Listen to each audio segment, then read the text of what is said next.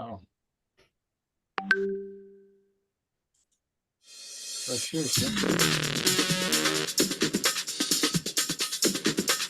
Iyi ni radiyo ihuriro, ni radiyo y'abanyarwanda bose, ikugezaho amakuru yo ku isi hose. Radio Ihuriro, connecting Rwandese border to border, hamwe n'ibiganiro by'ingeri zose. Ikaze kuri radiyo ihuriro, RNC, Rwanda National Congress. Radiyo ihuriro ikugezaho ibiganiro bitandukanye n'amakuru agezweho, nta handi wabisanga. Kanda subscribe, like and share. Turabashuhuje banyarwandakazi, turabashuhuje mwebwe mwese mukurikirana ibiganiro bya radio television Ihuriro. Uyu munsi turi kumwe na radio de la Voix de Garac, kinyamakuru dusanzwe dukorana bya hafi. Turije rero muri iki kiganiro muri weekend, dutangiye weekend tuza kuganira ku byerekeranye n'amatora mu Rwanda. Turavuga uko yagenze kuva mu ntangiriro, kuva mu gutegura kwakira abakandida n'impumeko y'abantu batandukanye nyuma y'aya matora n'ibidukundira ndetse n'ikizakurikiraho. Turi kumwe hano muri studio n'abashyitsi kandi ari n'abasangwa. Nagira ngo wenda duhere ku butaka bw'Ubufaransa aho turi kumwe na Ambassadeur Jean-Marie Vianney. Ambassadeur Jean-Marie, turabashuhuje kandi musuhuze abadukurikiye. Ndagusuhuje cyane muvandimwe Claude Marie Kayitare. Nsuhuje n'abo turi kumwe muri iki kiganiro. Ndabona muvandimwe Frank Ntwari, ndabona Faustin Rukundo, aho bari nibo bahivugira, ariko dusangiye ikiganiro kandi numva kiri bugende neza. Ndabukije n'abagikurikiye bose, ari abo mu Rwanda, ari abo mu mahanga, ari abumva ikinyarwanda bose. Mbifurije kugira umugoroba mwiza no kugerageza gukurikira ibyo tuvuga kugira ngo turebe ko niba tuvuga ukuri babishyigikire, niba kandi hari aho twaba twibeshye badukosore. Murakoze cyane. Murakoze bwana ambasaderi. Reka dukomereze wenda ku mugabane w'Uburayi. Mwebwe ubushyuhe ni bwose. Turi kumwe kandi na Faustin mu gihugu cy'Ubwongereza. Ijambo ni ryawe nawe ukaramutsa abadukurikiye. Murakoze cyane bwana Kayitare. Nk'uko bivuze nitwa Faustin Rukundo, nkaba ndi mu Bwongereza. Nanjye nishimiye kuba ndi mu kiganiro n'abavandimwe Ambasaderi Ndagijimana ndetse na Frank Ntwari. Ndasuhuza kandi by'umwihariko abanyarwanda n'abanyarwandakazi badukurikiye ndetse n'abandi bose bazabasha kumva iki kiganiro mu rurimi rwacu. Nkaba nizeye ko ikiganiro kiri buze kugenda neza. Murakoze cyane. Murakoze bwana Faustin Rukundo. Ngarutse hano muri Afurika y'Epfo hafi yanjye turi kumwe na bwana Ntwari. Bwana Ntwari, namwe mwafata ijambo mugasuhuza abadukurikiye. Urakoze cyane Comrade Kayitare kuba mwadutumiye muri ikiganiro. Kambonereho umwanya nsuhuze bagenzi banjye duhuriye ahangaha, Comrade Ambassador na Comrade Faustin Rukundo, kandi nsuhuze n'abadukurikira bari gukurikira iki kiganiro ari ku mugabane wa Afurika, ku mugabane w'Uburayi, Amerika n'ahandi hose. Rero twizere ko turi bugire ikiganiro cyiza. Mwakoze cyane Comrade Kayitare. Murakoze cyane Frank Ntwari. Banyarwandakazi mudukurikiye murabibona ko turi kumwe n'impirimbanyi mu mpande zitandukanye. Turi kumwe na Honorable Ambassadeur, namaze kubivuga, ari ku butaka bw'Ubufaransa. Nimubona ku izina rye hariho Radio Urumuri, ntimugire ibibazo kubera ko Radio Urumuri nabo ni abacu. Turi kumwe n'ubundi kigamijwe iyo dukora ibiganiro nk'ibi ngibi cyane cyane ni uguteza imbere elema yo kugira ngo abantu bakorere hamwe, abantu bavugire hamwe, ijwi rya benshi ribe ijwi rya bose, hanyuma dukora ibiganiro koko byubaka u Rwanda n'abanyarwanda. Muraza kutwumva mu miryango itandukanye. Turi mu Ihuriro Nyarwanda RNC, turi mu Iribuka Bose Rengera Bose, turi mu rugaga RBB, iteme rihuza abanyarwanda.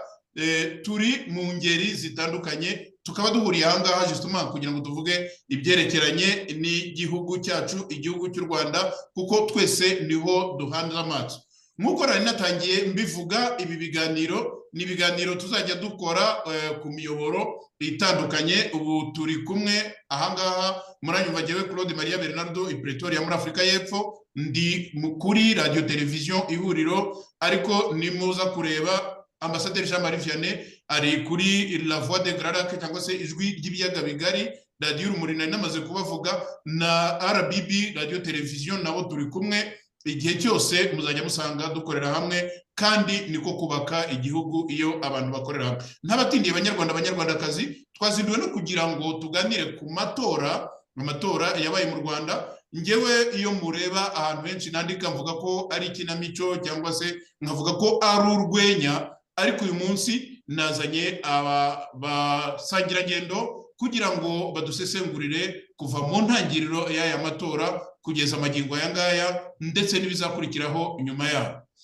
N'abatindiye rero nagira ngo ntangirane wenda n'umukuru muri twebwe turi kumwe, bwana Ambasaderi Jean Marie Vianney. Ndagira ngo ikibazo cyanjye cya mbere wenda mubaze, mu ntangiriro z'amatora ubwo bashyiragaho komisiyo y'igihugu y'amatora yagombaga nyine kuba idafite aho ibogamiye na hamwe, ndagira ntese komisiyo y'amatora twari dufite cyangwa se nabwo dufite, kuko ntabwo iratangaza ibyavuye mu matora mu buryo budasubirwaho. Komisiyo twari dufite iyobowe na Madamu Gasinzigwa Oda.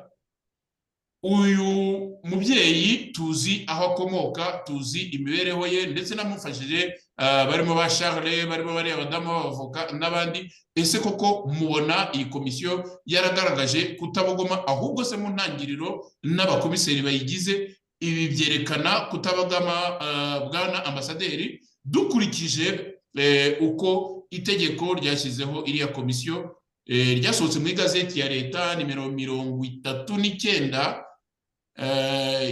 yo ku itariki ya 18 Ukwakira mu mwaka wa 2021. Honorable Ambasaderi, mwatangira wenda mukatubwira uko mubyumva. Urakoze cyane bavandimwe Kayitare. Iki kibazo cyawe ntabwo cyoroshye, ariko kandi kiroroshye, kuko njye ntabwo byantangaje, nta nubwo nigeze nivuna cyane ngo ndashaka kumenya bari muri iryo tsinda uriyoboye, ese birava he biragana he. Ntabwo rwose nivunnye, kuko nari nzi amatora yo mu Rwanda ukuntu asanzwe agenda, haba kuva muri 1994 ndetse na mbere. Hari ubwo kubera ko twabaga turi mu ishyaka rimwe byabaga byoroshye cyane, nta competition yabaga ihari. Hari ubwo yigeze gusa niba, ariko byari ikinamico. Ariko nanone ndumva igihe cya Perezida Habyarimana cyangwa cya Perezida Kayibanda ntabwo higeze haba opposition igaragara mu gihe cy'amatora. Ariko noneho twaza muri 1994 aho Kagame amaze gufatira ubutegetsi mu mwaka wa 2000 na kangahe sinibuka neza, amaze gukora coup d'etat yo kuvanaho Perezida Pasteur Bizimungu, niho batangiye nyine byo kwiyamamaza. Arabanza afunga Bizimungu kuko yari azi ko natamwitondera ashobora kuziyamamaza wenda akamutsinda, kuko Perezida Bizimungu nubwo yari umunyamakosa nk'abandi bose, ariko burya yari umudemokrate. Ntabwo yari korohera Perezida Kagame rwose yatamuburizamo, kandi nicyo cyari cyatumye yari yashyizeho ishyaka rye yo kurehabilita Abanyarwanda. Amatora y'ubu rero y'uyu mwaka ntaho ataniye nayo bushize. Babikoze babizi icyo badashaka nuko hagira uwitoranya na Perezida Kagame, kuko wenda Abanyarwanda baramuhaze, ariko kubera ubwoba, kubera kudatinyuka kuba bagira icyo bavuga, iyo ari wenyine bagashyiraho Mpayimana, bagashyiraho Frank Habineza. D'abord amashyaka yandi twumva ngo ari muri opposition ni amashyaka akorera mu kwaha kwa FPR. Bose baravuga bati dushyigikiye umukandida wa FPR. Bose urumva ayo matora yari kuba amatora ki? Yewe no mu magambo bakoreshaga uretse Frank Habineza wagiye agerageza gukoresha kuvuga kuri teme FPR itavuga akabivuga agatobora ariko ubundi byari ikinamico nk'uko babivuze. ubwo rero ndagira ngo nkubwire ko ntigeze nivuna cyane. umuntu aba afite byinshi, hari byinshi inshingano dufite zo kugira ngo impinduka ize mu Rwanda. ntabwo byatwemerera guta igihe twibaza niba iyo komisiyo niba iryo tsinda ryashyizweho na Perezida Kagame parayo niba ritabogamye bishoboka bitese. rirabogamye kuva ryashyirwaho na mbere yaho. nicyo igisubizo naguha ubwanjye. ubu ni igitekerezo cyanjye ku giti cyanjye. ntabwo nemera ko ari amatora ashobora kuba atabogamye. sinemera ko noneho n'iryo tsinda, iyo komisiyo y'amatora ishobora kutabogama. bishoboka. murakoze cyane ambasaderi. komisiyo y'amatora nta nubwo ambasaderi Jean Marie yemera ko ishobora kudabogama, ariko tugarutse wenda hano muri Afurika y'Epfo, bwana Frank Ntwari, nzi neza ko mufite amakuru anyuranye akomoka muri FPR Inkotanyi. nta nubwo natinya kuvuga ko namwe ubwanyu mufitemo inkomoko. iyo murebye imitorere, ndavuga appointment y'iriya komisiyo, mubona harimo ukutabogama? mubona byari bigendanye n'amahame yagaragaye muri iriya gazeti ya leta nimero 39 z'itariki 18 ukwezi kwa 10 2021? Frank Ntwari. urakoze Comrade Kayitare. urabona mu Cyongereza hari ibintu byo bita cruel cyangwa cruel, sinzi ukuntu nabivuga mu Kinyarwanda, ariko ibi biba ari agashinyaguro. iyo dufashe umwanya nk'uyu nguyu Comrade Kayitare tukavuga ngo ubu turimo turavuga ku matora, urimo urambaza uti komisiyo y'amatora. The question cyangwa ikibazo dukwiye kwibaza nyamukuru, dukwiye kwibaza koko ariya yari amatora. urabona abanyarwanda dufite n'akaga, dufite ibibazo.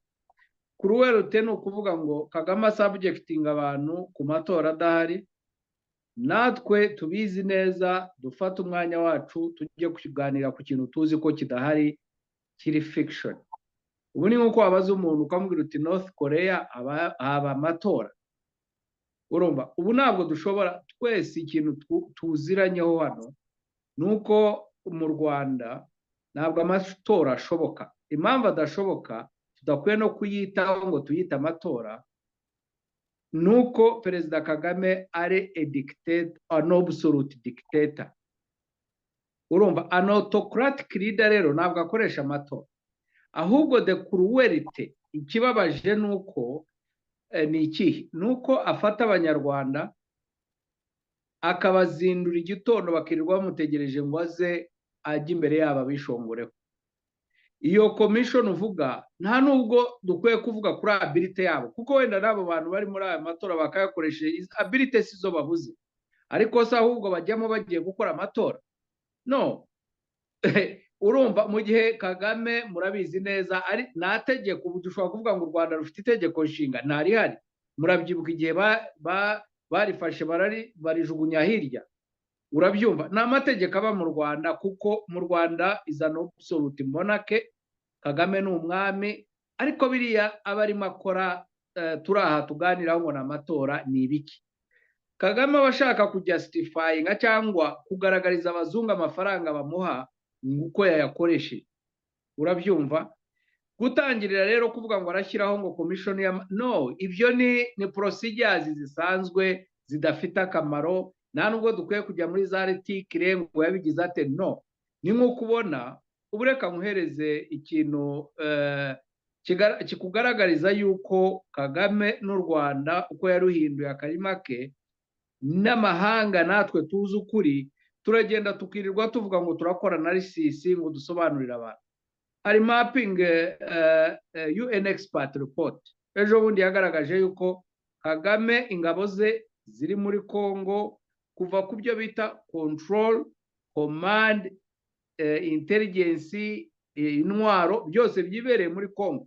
Bafata amashusho, bafata komandazi, ariko agahagarara imbere y'abantu akavuga ngo ntabwo ari muri Congo. Urabyumva? Rero ni nk'ibi ngibi turi mu by'amatora. Aya ntabwo ari amatora tuvugaho Comrade Kayitare, ahubwo tubwira abanyarwanda tuve mu bintu byo kwirirwa tulegitimizinga ngo turavuga ku matora. Ni amatora yahari. Umbabarire ngewe ntabwo nshobora no kujya kubyitira amatora, ahubwo ndavuga ku kababaro k'abanyarwanda. Ni akahe rero? Icya mbere, abanyarwanda nta burenganzira banafite bwo kuvuga bati aya matora kuko tutanayemera ntabwo turi bujyeyo. Oya, abasirikare baba baraye mu mazu yabo, ahubwo bagatanguranwa kugeraho Kagame ari buze kugira ngo bigaragaze, kugira ngo baticwa. Wari ufite agasambu batakamwambura, wari ufite ka business batagatwara, ubwo mbe bakajya bagatora imirongo bakirirwa bamamaza Kagame. Rero Comrade Kayitare, nge ntabwo ndi bujye mu bintu byo kuvuga ngo mwabibonye gute. No, uriya ni umwami yishyizeho w'u Rwanda, ariyimika, itegeko iryo ari ryo ryose ararifata arishyira uruhande. Iyo atarishyira uruhande se yagafasha abo bahatana bose b'abantu batekereza ngo yabagira support akabigiza uruhande? Buriya se niba koko yari amatora, kuki ataretse Ingabire ngo yiyamamaze? Niba yari amatora se kuki ataretse umuntu utinya agatinya na Barafinda, agatinya Diane? Ni ukuvuga iki rero? Ni ukuvuga yuko u Rwanda ukuyeho kiriya gitugu cya Kagame, nta matora ashobora kubaho, kubera yuko abanyarwanda baramurushye. Ngira ngo uwo wahagarika imbere we wese yamutsinda, yabyemeye ngo bajye mu matora. Urumva? So rero ngewe ndabona yuko nta tegeko iriya komishoni bayishyiraho kugira ngo bagaragarize amahanga ngo hagiyeho komishoni. Biriya birirwa bakinagiza abantu, bikirirwa baririmba aho Kagame agiye hose, ni ukugaragaza ngo abantu baramukunda. Biriya rero byose nge ntabwo mbyita amatora. Nako wabidescribinze neza, uravuga ngo ni ikinamico. Urumva? Ahubwo nuko ridafite abafana, nabo abafana babaforcinga kuza kurireba. Urumva? Naho ubundi ndemeranya nawe, ni fiction y'ikinamico rwose. Urakoze. Murakoze cyane Bwana Frank Ntwari. Burya rero kuganira n'umuntu ukurikirana ibintu hafi, ndetse ni nabwo bwa mbere giye ku giti cyanjye numva umunyamategeko unyura inzira ya hafi, nabyo bibaye bishya. Bwana Faustin Rukundo, Frank Ntwari ati nta matora, ahubwo abanyarwanda barakorerwa ikintu kimeze nka torture, aho mu by'ukuri bahuruzwa kujya gukurikira ikintu umugabo witwa Kagame yikorera, ashaka kujustifia ibyo amahanga aba yamuhaye kugira ngo adepanse ku matora, ariko we agakora ikintu mu by'ukuri icyo kugira ngo yohereze ibyo abazungu bazareberaho. Bwana Faustin Rukundo, wenda mbagaruye gatoya kuri iki kibazo, mwebwe iyo mushobora gusobanura cyane cyane abari bagize iyi komisiyo y'amatora. Iyi komisiyo y'amatora bakomoka he? Mubona hari ikintu cya impartialite cyagaragaraga hariya, na cyane cyane ko mwibuka ukuntu Kagame yakiriwe aza gusaba, ntabwo ari kwiyamamaza, aza gutanga ibyangombwa byo gusaba ngo bamwemerere kujya kuri lisite y'abakandida. Bwana Faustin Rukundo. Urakoze cyane Kayitare, kandi ndashimira n'abambanjirije ku bisobanuro batanze, kuko mu by'ukuri babisobanuye neza. Nk'uko babivuze rero, buriya biragoye kwita ibyabaye ko ari amatora, ariko ntibimbuza kugira icyo mvuga kuri komisiyo y'amatora, nubwo mu by'ukuri iriya ntabwo ari komisiyo y'amatora, kuko komisiyo y'amatora ifite ubusobanuro kandi busa nkaho bujya guhurizwaho na komisiyo zose zibaho zishinzwe amatora aho waba uri hose, cyane cyane ikintu cyo kuba utagomba kuba ubugamye cyangwa se uri umunyamuryango wa rimwe cyangwa se amwe muri ayo mu bahatana muri rusange. Ikintu cyo kuba rero nawe ubagamiye ni ikintu gikomeye cyane kugira ngo uyobore, cyane cyane uyobore komisiyo y'amatora. Ariko turabizi ko umuntu wiswe ko ayoboye komisiyo y'amatora ari muri FPR, byagiye bigaragara cyane n'uburyo yakira abakandida, bamwe akabakira ubona aciye bugufi yisanzuye, abandi akabakirana agasuzuguro gakomeye, bigaragara ko mu by'ukuri afite uruhande abogamiyeho. Ariko ibyo si cyo kibazo. Burya n'utabivuze agira amarangamutima agira aho amushyira, so ibyo ntabwo cyo kibazo. Ikibazo nyamunini kiri muri ibi bintu ni ukuba tubura ukundi tubyita. Nicyo kibazo gikomeye. Kuba tubyita amatora ni igisebo kuri twe nk'Abanyarwanda, ni igisebo ku byo tuzabwira abaduturukaho, ni igisebo ku mateka yacu. Gufata ibintu bimeze kuri ukabyita amatora ni igisebo gikomeye cyane, kubera ko biteye isoni ko tubyita amatora. Ibintu byabaye ntabwo ari amatora. Ibintu byabaye, hari umugabo wigeze kubivuga neza, ntabwo nzi ukuntu mbyibutse, ubundi sinjya mwibuka cyane. Ibintu byabaye, yigeze gutanga urugero avuga ati umuntu umukandagiye ku ijosi, sinibuka terime yakoresheje, ukamubwira uti vuga ku nkunda cyangwa untore, wowe wumva yavuga ngo iki? Icyo ni ikibazo cyoroshye. Abanyarwanda ntabwo bashobora gukora amatora. Gukora amatora bifite icyo bivuga. Bivuga ko tujye tureba icyo bita fondasiyo y'amatora. Habaho ireme ry'amatora, hakabaho na fondasiyo. Ireme ry'amatora ni uko abantu bagomba kuba bisanzuye, abantu bakaba bafite uburenganzira bwabo bwo kuba bashobora kuvuga kandi ntihagire umuntu ubahutaza. Burya n'iryo reme ry'amatora.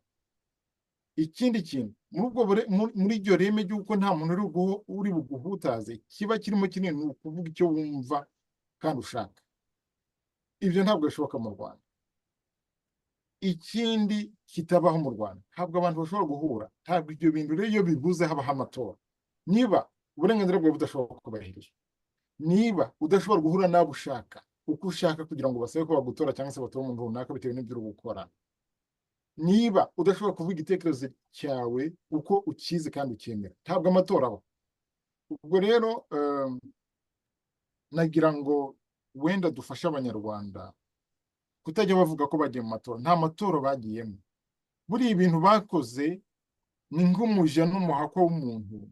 Iyo akubwiye ngo ujya guteka, urateka, ntabwo baza ngo nteke ryari. Uba uzi ko ugomba guteka. Icyo igikomeye ushobora kubaza ni ukuvuga ngo nteke bingana iki cyangwa nteke iki, ariko nabyo inshuro nyinshi uba ufite ibihari ugomba gukora. Ntabwo ushobora kujya impaka, nta nubwo ushobora guteka ibyo batakubwiye, kubera ko ntabwo aba ari wowe uri bubirye. So ari icyo bise amatora ntabwo ari mu nyungu z'Abanyarwanda, ni inyungu z'umuntu. Biriya rero tutari kubyita amatora, ahubwo dusaba Abanyarwanda kuva mu buhake barimo. Dusaba Abanyarwanda kwemera ko ari indushyi zihatswe zikandamijwe ku buryo bukabije.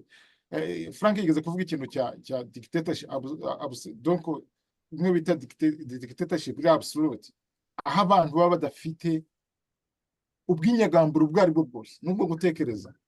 Urumva? So dusaba Abanyarwanda tubafashe mu bitekerezo ndetse naho bishoboka mu mikorere no mu migirire, kwikuraho ingoyi barimo.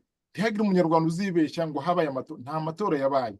Habayeho umutware cyangwa se umwami wabwiye abagaragu ati muvuge ko mu nkunda, nabo bakavuga ati turagukunda. Nuko byabaye. Urakoze.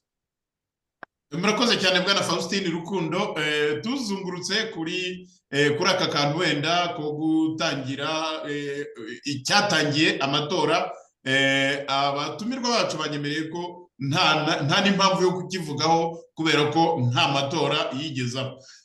Bwana Ambasaderi Rukundo hari akantu anyibukije avuga ati, ngira ngo na Frank yigeze kavugaho mu yandi magambo, avuga ati habayeho kuzitira abantu mu Rwanda ntibemerewe guhura. Niba batemerewe guhura ngo bahuze ibitekerezo cyangwa se buri muntu abashe kuvuga mu bwisanzure hamwe n'abandi, ntabwo twakwizera ko hari ikintu cyerekeranye n'amatora gishobora kuba. Mwebwe ku bwanyu murumva iki kintu cyo kuzibira abanyarwanda, ikintu cya limitation cyo kuzibira abanyarwanda, uburyo bwo kuba bahura, uburyo bwo kwisanzura, uburyo bwo kuganira, cyanagaragaye no muri bya bindi bise kwiyamamaza.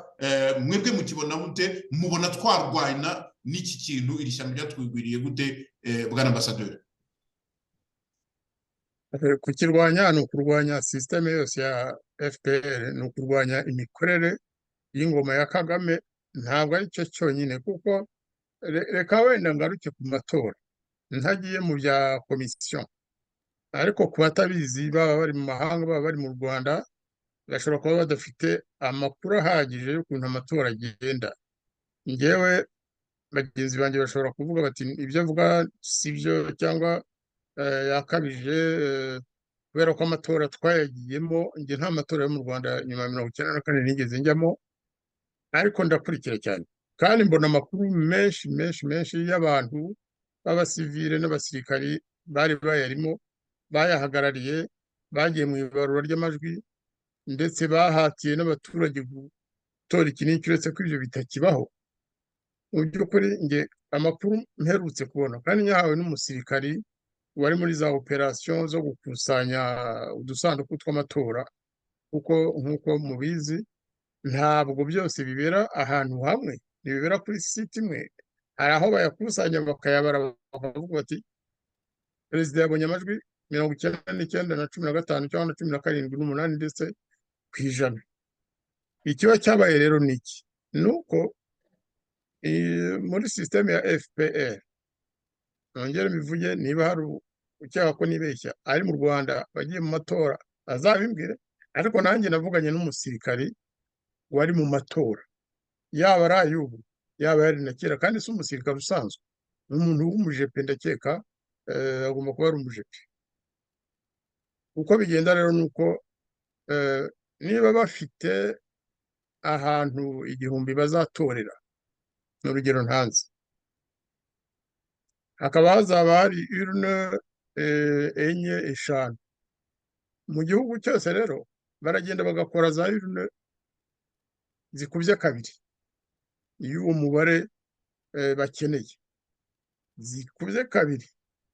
Noneho abaturage bakagenda bagatora, ariko bamara gutora mu by'ukuri bagasa n'ababara, ariko ntibabara sur place. Murabyumva neza ko abaturage baje gutora ntibarara aho ngaho, cyangwa bamara iminsi ibiri bategereje ko bababwira umubare w'amajwi batoye. Icya mbere cyo baba babizi. Ubu ngubu wenda banagabanyije ibyo byo kongera umubare w'udusanduku, ariko mbere bafataga udusanduku tw'amatora nyayo bakagera n'utundi double, yayandi double batajyanye aho batorera, bakanyuzamo impapuro z'amatora za Kagame, na mbere y'amatora zikaba zuzuye zitegereje, ziri ahantu hadashobora kugerwa n'utari umusirikare cyangwa undi muntu uri mu ibanga nyine ry'amatora. Yayandi yatowe batoreyemo nako bakavuga bati okay, reka tuyakusanye tuyajyana aho azabarurirwa, bakayajyana koko, ariko agahita azimira, hagasigara yayandi yari yujujwe impapuro z'amatora mbere hose. Icyo gituma nazo hariho ntuza abariho yakashe bateraho kugira ngo aba-observateur batazagira icyo bamenya. Ibyo byose aba-observateur se ni bande? N'abantu baba baje batazi Ikinyarwanda, batumva ibikorwa, batabona ibikorwa aho bikorerwa. Mu minota 40 nako mu masaha 48 amatora akaba yarangiye. Wambwira ko bariya ba-observateur b'abanyamahanga baba bageze hose mu gihugu bagiye kureba uko amatora agenda? Ntibishoboka. Noneho igihe cy'ibarura rero bagafata yayandi za urne zujujwe mbere, hakaba arizo bashyira ahagaragara bati nimurebe perezida Kagame yaratowe, yatowe 100% cyangwa se babiri bemerewe, Frank Habineza na Philippe Mpayimana, nabo babonye ibice 30 cyangwa 60. Nuko bigenda nta kundi. Abibwira rero ngo hari amatora wenda araba, kuko abaturage baragenda bakuzuzamo bagatora Kagame uko bashaka, ariko kubera ko ntabwo leta ibishaka ko aburamo benshi, nicyo gituma itegura udusanduku mbere à l'avance turimo amajwi bashaka. Icyo ariko ntabwo aricyo wenda nagomba kuvuga cyane, ni ukugira gusa ngo batari babizi babimenye. Abasirikari, hari abasirikare baba baratojwe ariko kazi bahawe mu gihe cy'amatora, nta kindi bakora uretse gucunga ya masanduku, kuyahindagura, kuzimiza aya matora nyayo, noneho ayari yarateguwe mbere akaba ariyo bagaragaza ari mu 100% cyangwa 99%. Nuko bimeze, nta kundi. Ikindi rero navuga ko nk'uko Frank Ntwari yabivuze, wenda ntitwakwirirwa duta igihe cyinshi cyane, ahubwo twavuga tuti ni iki cyatumye Kagame yifata uko yifashe muri kiriya gihe cy'amatora. Ibitutsi byariyongereye, amagambo yo guhigira abantu ngo yabica ariyongera. Bwana Ambasaderi, mutaragera aho ngaho, nagira ngo mwari mumaze kuduha elema abanyarwanda bagomba kumenya, ariko nagira ngo mumfashe twongereho akandi kantu. Muri ririya joro batanzemwo ikiswe resultat z'agateganyo, aho bahaye Kagame 99.15%, hanyuma abandi basigaye bagafata 0.85%. Banavuga ko, nanongeye kubyumva mu kiganiro cy'uwitwa Karegeya Omar, banavuga ko muri kirya gihe, muri irya joro, hari hasigaye amajwi arenga 2 miliyoni atari yakabaruwe. Kandi twibutse ko batubwiye ko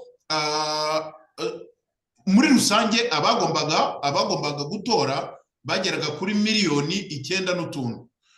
Noneho twaba uyu mugoroba turimo w'itariki 20 nibwo bagombaga kongera gutanga izindi resultat, hanyuma kuri 27 akaba ariko basohora itangazo burundu ry'uko amatora arangiye, noneho batanga resultat definitive. Murabona mwebwe, duhereye kuri ziriya 2 miliyoni, tukanabihuza n'ibyo bisanduku biba biri, navuga ko ari duplicated, biba biri ahantu, murabona hano hashobora kuvamo ikindi kintu cyaba cyahindura, kuko 2 miliyoni versus 9 miliyoni ni ibintu byinshi cyane. Murabona ko havamo icyizere cy'uko wenda urugero Frank Habineza yabona wenda nk'abiri se, Filipo se wenda akabona irindi rimwe ryiyongeraho. Hari ikindi kintu gishyashya abanyarwanda bashobora kuvana muri ibi bintu, Ambasaderi? Ntacyo, kuko n'izo 2 miliyoni bavuga zasigaye nazo ziri muri za zindi bakusanyije mbere. Ni ukuvuga ko baracyabara, ariko bazi icyo barabara ibyo bazi. Ntacyo bishobora guhinduraho imibare bavuze n'iyo ngiyo. Perezida Kagame, abayobozi b'ibihugu by'amahanga baramushimiye, baramufelicise. Urumva se byashoboka bite? Ntabwo bishoboka. Izo 2 miliyoni nazo zisigaye zubatse kwa kundi baziriyo 7 miliyoni zamaze gutangazwa.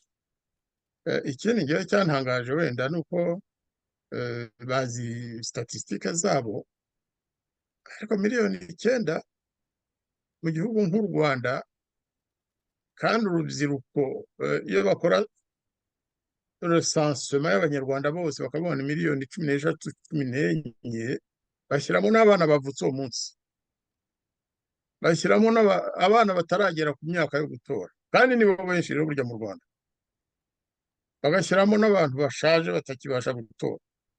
Ariko bareka twemere ko batora, bahagenda babarandase bakajya gutora. Ariko rero sinumva ukuntu abana b'imyaka kuva kuri 0 kugera ku myaka 18 yumva batora guhera ku myaka 18. 18.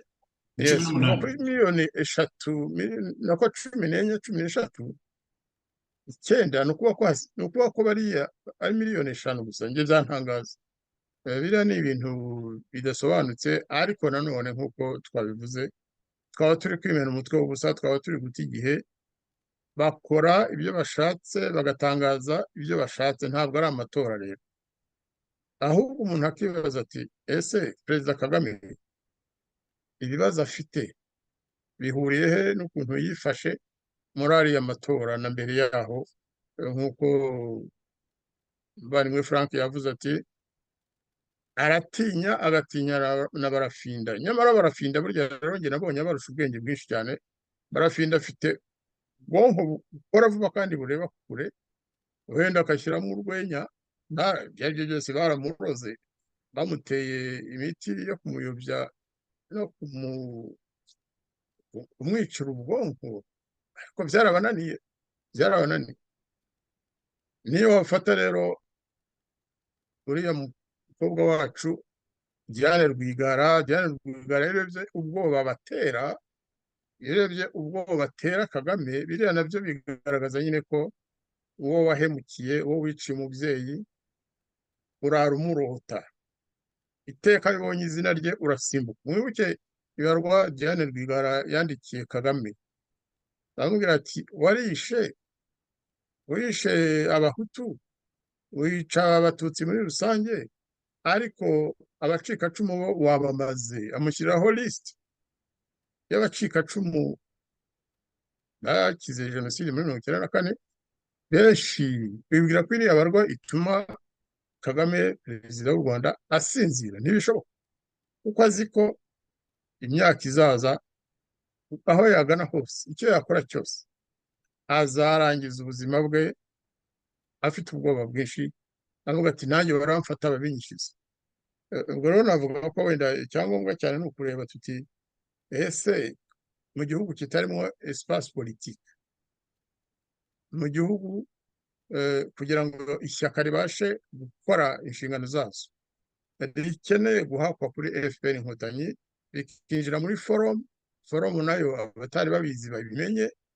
Igituma amashyaka arwanira kujya muri forum ni uko utari muri forum ntabwo ufashwa, ntabwo leta igufasha, kuko hari budget yo gufasha amashyaka ya politike yemewe gukora politike nyine, kwiyorganiza za activite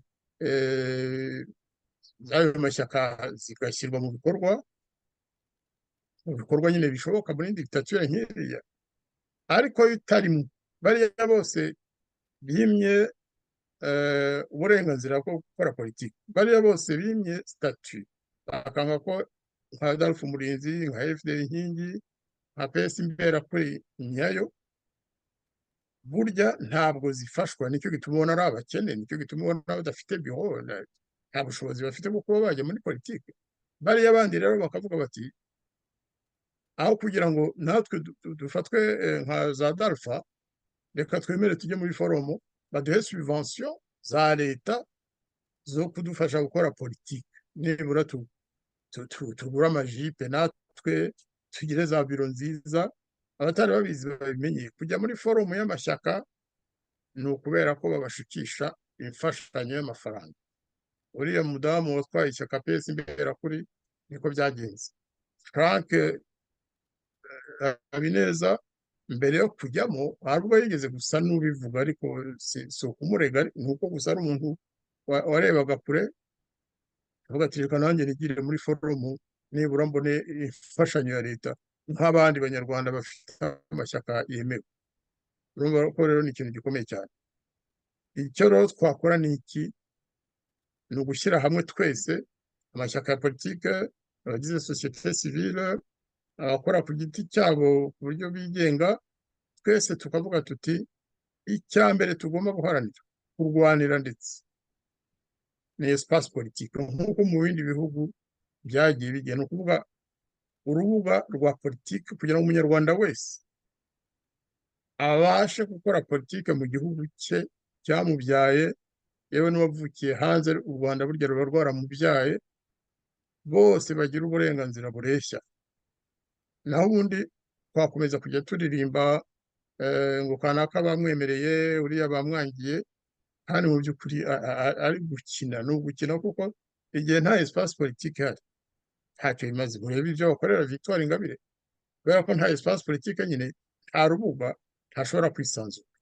N'abandi bose twavuze ba Barafinda, twavuze ba Ntaganda, abandi bariya bose batari muri forum, ntacyo bashobora kugeraho igihe hatazaba hari espace politique abanyarwanda bose banganya ubushobozi, banganya uburenganzira, nicyo cyatuma ibintu bihinduka. ubwo wenda turaza kubigarukaho, ariko njye nuko mbona. Murakoze. Murakoze cyane bwana ambasaderi kuri iyo ngingo muduhaye. Ambasaderi aragira ati nta espace politique mu gihugu cyangwa se political space cyangwa ubwisanzure bwo kuba umuntu yakwinjira muri politike, ntabwo washobora kuvuga ngo icyo gihugu kizabamo amatora.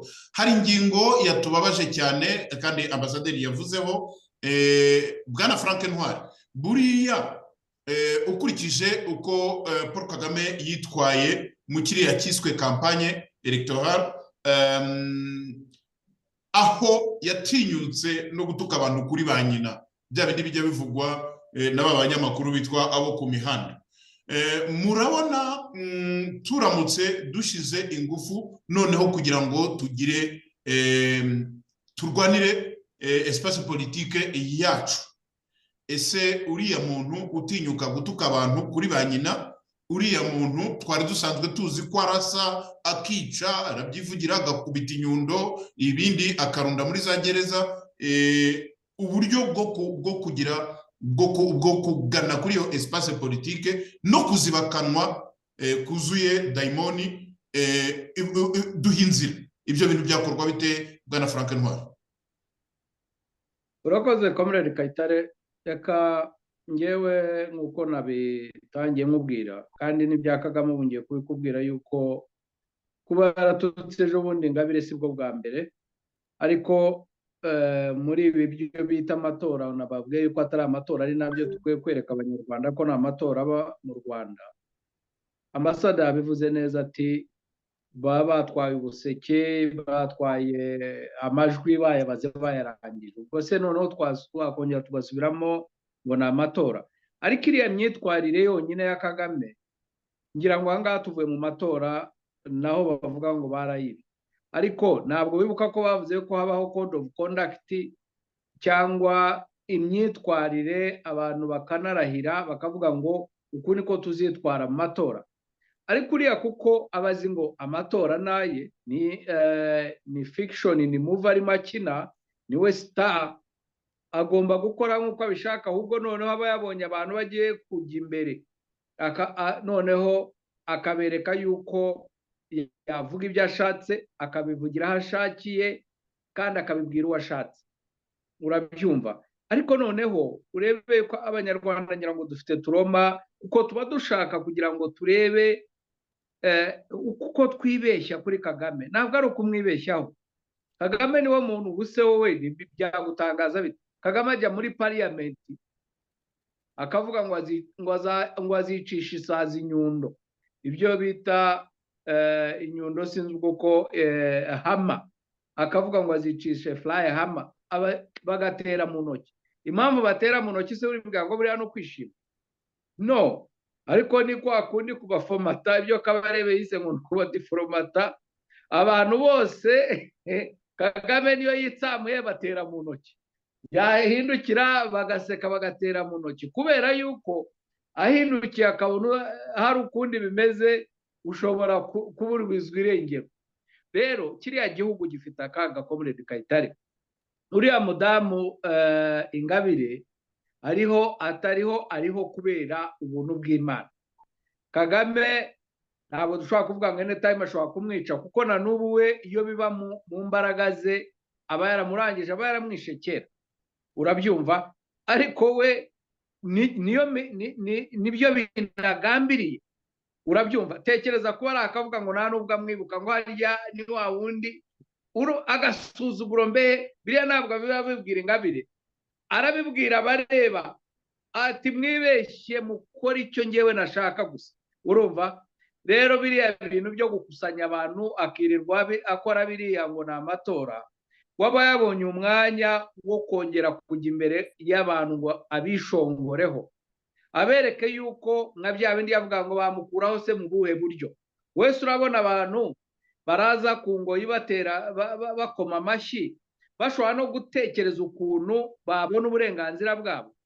kuko ntidukwiye kuvuga amatora avuze yuko ni uguhitamo wahitamo tusi utagira uburenganzira urumva ngo tugiye gukoresha amatora urayakoresha abantu batagiramo kwihitiramo no kuvuga ngo arajya mu ishyaka ashaka ni amashyaka ari mu Rwanda Kagame ashyiraho ayashaka urabyumva na biriya kuvuga ngo hari abahitamo ngo bajye kukwirira amafaranga ntabwo babihitamo wabihitamo se kwa Kagame aravuga ati wowe ndashaka kujyamo wowe sinshaka kujyamo urumva kandi wowe bayaguhe cyangwa banayakwiba ushobora no kujyamo bakanayakwiba kubera yuko we ni bya bindi by'ubona yirukana abaminisitiri bakamushimira wowe umuntu arakwirukana akamushimira ariko nuko baba bazi ingaruka bizibirimo u Rwanda ni North Korea turekera aho ngaho ibi byo kwirirwa tuvuga ngo turi opposition isa ahubwo twemerewe nani twahubwo turi impirimbanyi za demokarasi turarwanira uburenganzira bwacu bishingiye ku buryo bwose twumva tukajya tugatera induru kugira ngo dutabarize abanyarwanda barimo bicwa ahubwo se uriya mwicanyi twamukura dute kuri iriya ntebe yigometseho bidashingiye ku mategeko koko akwiye gukomeza abwira amahanga yabeshya ngo ayakoze amatora kugira ngo akomeze abone imyenda y'amafaranga abanyarwanda bazishyura yaranarangiye yaranagiye ahubwo dukwiye gutekereza ibyo nemeranya na ambasada n'ibi dukwiye kwegerana bumva ibintu yuko koko ririya kinamuco ridakwiye gukomeza ariyo wavuze kariya karengana abantu barimo bashyirwaho ko kadakwiye gukomeza abantu bakavuga ngo uriya mutindi uriya mwicanyi bamukuraho gute urabyumva kuko twebwe twasabye yuko kandi na bagenzi bacu bose dusaba yuko ibintu byahinduka mu mahoro ariko se wowe Kagame azi amahoro azi n'icyo ari cyo ntabwo abizi rero twebwe ariko amahanga se yo niba amubwira Kagame arahaguruka agatera igihugu cy'abaturanyi ku manywa y'ihanga akikorera imbunda za rutura zirasa indege mu gihugu cy'abandi abazungu bakabibona ariko impamvu bataragira icyo bamukoraho nuko abanyarwanda ba nyirabyo bonyine batagaragara urabyumva kuko niba bavuga ngo urashaka gukoresha igitugu ku munyagitugu ngo hagire n'ugukondera kuko Kagame nta mategeko agenderaho hari ibyo twita ngo neoliberal neocolonialism cyangwa neoliberalism agenda Kagame ibi byose ababikora ariko bari abantu bamuha amafaranga bamatse ibihugu nuko akibibira ariba muri Kongo agatwara muri Amerika niyo mpamvu ejo bundi yari arimo nawe yabaye frustrated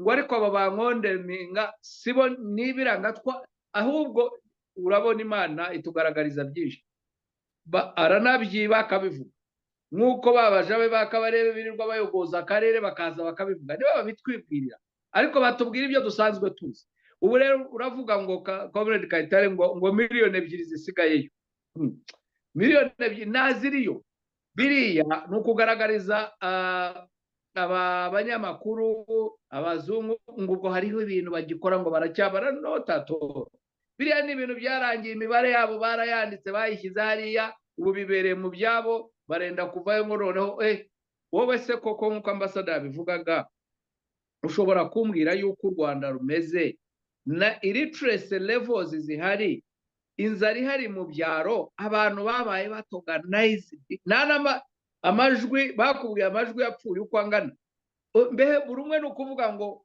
ari meticulous azi icyo gukora na magino eri hari urebe buswa ko ari ishyaka biriya rero birababaje niyo nakubwiye ngo itize cruel job kubera iki turimo turicwa ibi ni ukutwica harya ngo abanyarwanda bavuga ngo ni ukutwica urubozo mbe ibyo yakoreye abanyarwanda ni ukubereka yuko ntacyo babikoraho yakora ibyo ashaka akabikora uko yishakiye akica uwo ashatse akarigisa uwo ashatse ibi ahubwo rero nibyo dukwiye twebwe kureba tukabwira abanyarwanda bumva yuko ibintu bidakwiye gukomeza tukavuga tuti oya enough is enough tumaze igihe tuvuga ariko ni igihe cyo gushyira mu bikorwa tukanga ibi bintu urabyumva buri umwe ahari uburayi bugahaguruka, afurika igahaguruka,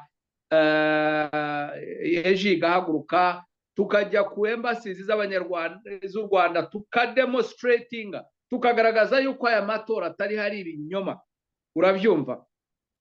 Ariko se wowe niba abanyarwanda bashyizeho imbunda babyemeye, natwe aho turi akabikora tukabyemera bigacaho n'anduru duteye ngo tujye nibura no kuri izo embassy tubabwire tuti murabeshya n'amatora yahabaye, tugasobanura ibi bintu bakabibona, ntacyo twaba dukora. Urabyumva? Natwe tukajyaho tukavuga ngo tugiye kuvuga ku matora. No, icya mbere tukwiye kuvuga nuko nta matora ahari, kuko amatora bisobanuye guhitamo. Twese tuzi mu Rwanda ko nta guhitamo guhari kubera autocracy ya Kagame. Nta bwisanzure, mwabivuze ngo nta political space. None se waba udafite political space ukajya mu matora?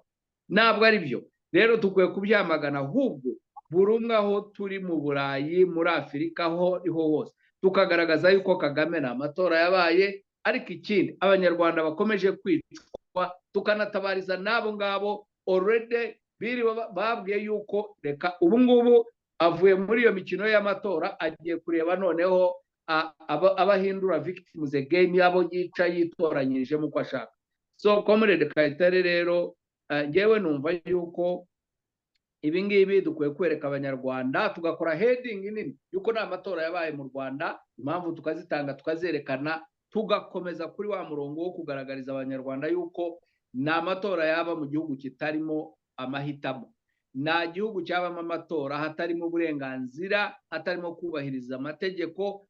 Ibyo byose nibyo byibanze, naho ntabwo wirukanga ngo ujye ku matora. Murakoze cyane. Murakoze cyane Bwana Frank Ntwari.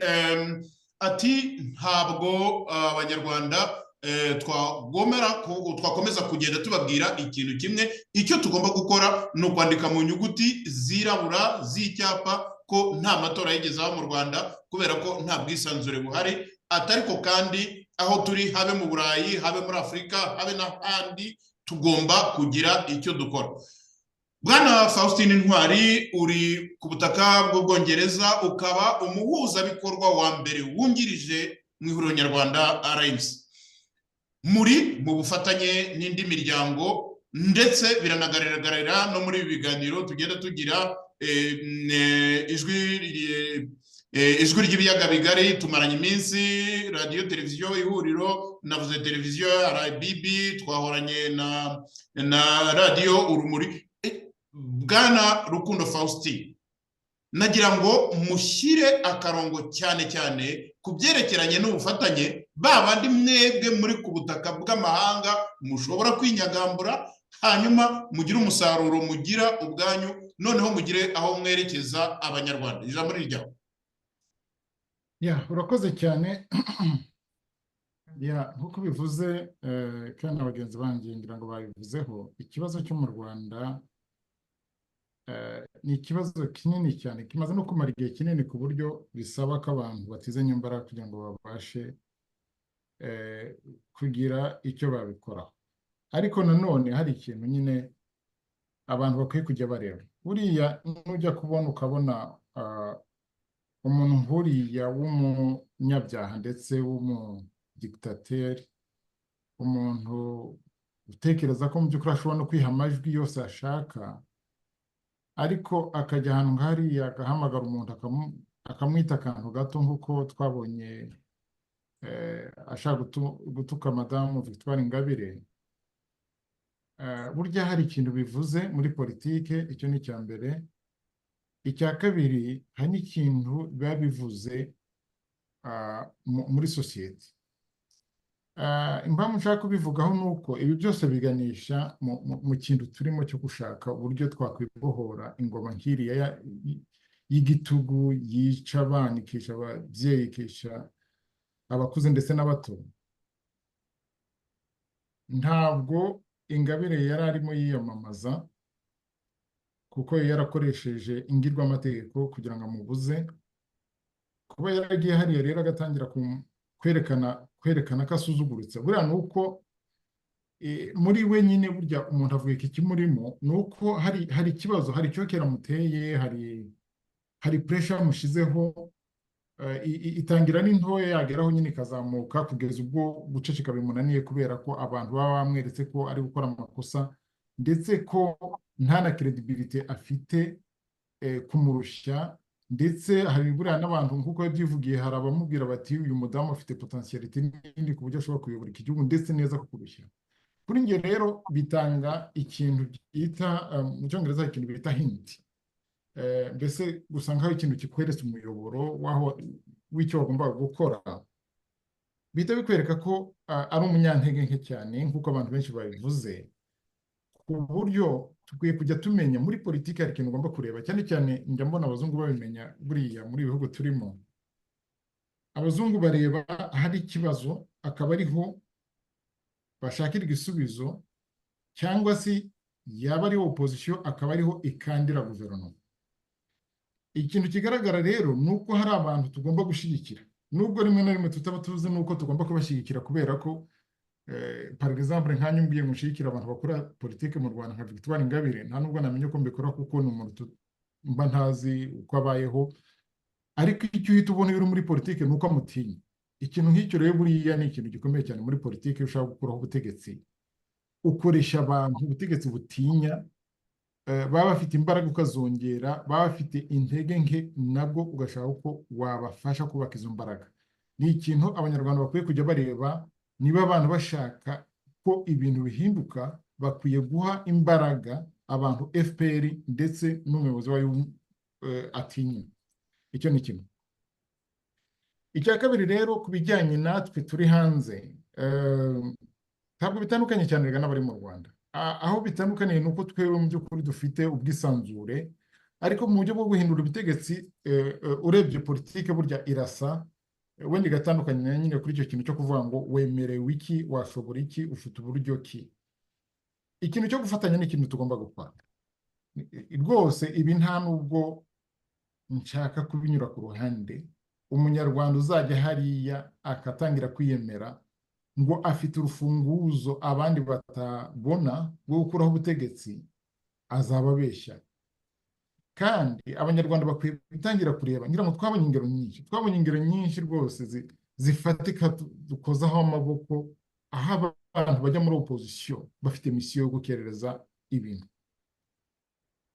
akakubwira ati dushinga ishyaka ndetse rikagira imbaraga pe, wageraho ugasanga riyobowe n'abantu badashaka ibintu bihinduka ku buryo bugaragara cyane.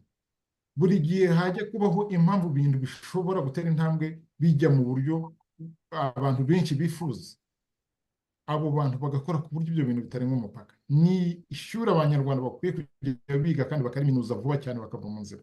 So umuntu uzarwanya ko abantu bafatanya, abanyarwanda bajya batoresha ibirenge byabo, ntabwo bakeneye ko umuntu ababwira ngo uyu nguyu nimwe arwanya.